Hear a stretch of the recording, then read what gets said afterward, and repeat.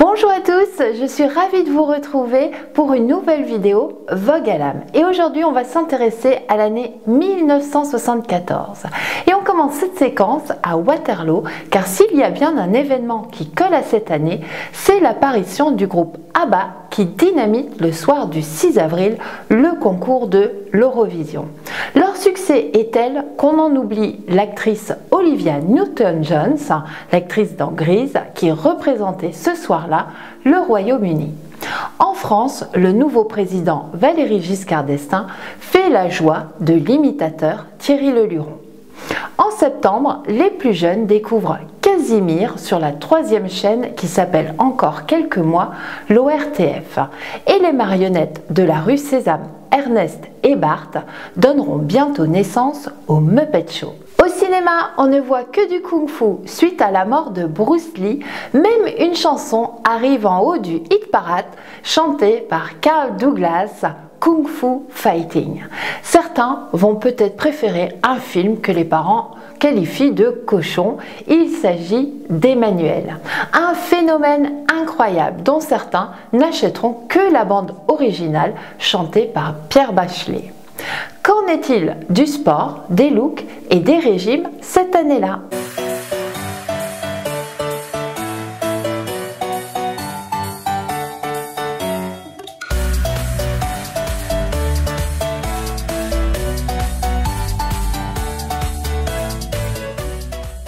En 1974, le fitness se développe notamment avec l'émergence de l'aérobic.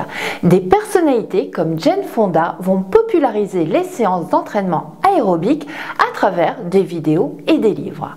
Même si on voit apparaître les premières salles de fitness, on découvre surtout les joies du jogging. Au début de l'année 74, la Fédération allemande d'athlétisme lance le jogging sous le slogan « La nouvelle course sans essoufflement ». En France, le phénomène s'installe à la fin de l'année 78. Dorénavant, on fait son footing sur les boulevards, les avenues et les rues. Après le succès du régime Atkins au début des années 70, on voit apparaître un nouveau régime mis au point par le cardiologue américain Herman Tarnauer, le régime Scarsdale. Très contraignant, ce programme de 2 semaines repose sur une alimentation pauvre en glucides. Les menus sont composés à l'avance et tournent autour de 3 aliments, les protéines sans gras, les fruits et les légumes. Sont interdits les féculents, le pain, les laitages, la charcuterie, le chocolat, l'alcool, etc., etc. Seule collation autorisée entre les repas, les carottes et le céleri cru. À la fin des 14 jours, on peut manger un peu plus. On s'autorise 2 tranches de pain par jour, un verre de vin et 3 œufs par semaine. Bref, un effet yo-yo garanti. Les années 70 sont marquées par une période de libération de la femme.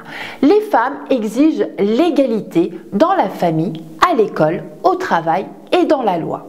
Elles portent un regard nouveau sur leur corps, dénoncent les préjugés et violences sexistes et réclament une sexualité épanouie et le droit de maîtriser leur fécondité. Cela va se traduire par l'émergence de nouveaux styles vestimentaires. On ose s'affirmer avec les vêtements qui nous plaisent. On dit au revoir aux vêtements trop serrés, place maintenant aux vêtements confortables, aux couleurs voyantes. Les femmes mettent leurs jupes et robes de côté et n'hésitent pas à enfiler un costume ou un tailleur pantalon qui était anciennement destiné exclusivement aux hommes.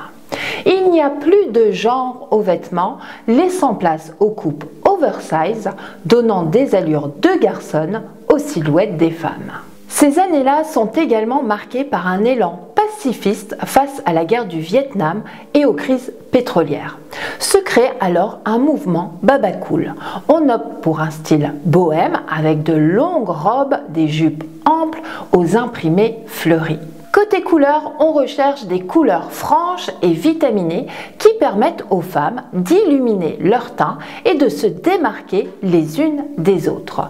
On ose alors le bleu électrique, le vert, le rouge, le orange ou encore le jaune avec des motifs orientaux, floraux ou psychédélique. Même si à cette époque on mélange les tendances streetwear, hippie et disco, une chose est sûre, on s'amuse beaucoup avec la mode. Parmi les pièces iconiques, on compte le pantalon pas def que l'on peint, que l'on brode, coupe ou ceinture. On compte aussi la robe longue et bohème, la jupe midi fluide, la blouse à col lavalière, bien évidemment le t-shirt imprimé du slogan Peace and Love, la capeline, les chaussures à plateforme, les bottes et enfin les cuissardes. Côté accessoires, les lunettes de soleil XXL, les ceintures et les bijoux empruntés à d'autres cultures que celles américaines et européennes font aussi partie de la panoplie idéale de la hippie. Côté icône mode, les Françaises Mireille Darc, Catherine Deneuve, Jane Birkin et Françoise Hardy font rêver avec leur style très personnel. À l'international, on retrouve aussi l'élégante Romy Schneider, la hippie Janis Joplin, l'excentrique Cher, ainsi que Farrah Fawcett et son légendaire brushing. Les années 70 sont donc marquées par plusieurs tendances et il en va de même pour le maquillage. Néanmoins, la tendance principale est un retour au naturel tout en étant glamour. La peau est dorée par le soleil. Il faut absolument un teint hâlé. D'ailleurs, c'est l'arrivée en grande pompe de l'autobronzant et de sa formidable illusion de peau bronzée. Le blush, quant à lui, se fait discret. Pour les yeux, on oublie le noir charbonneux des années 60.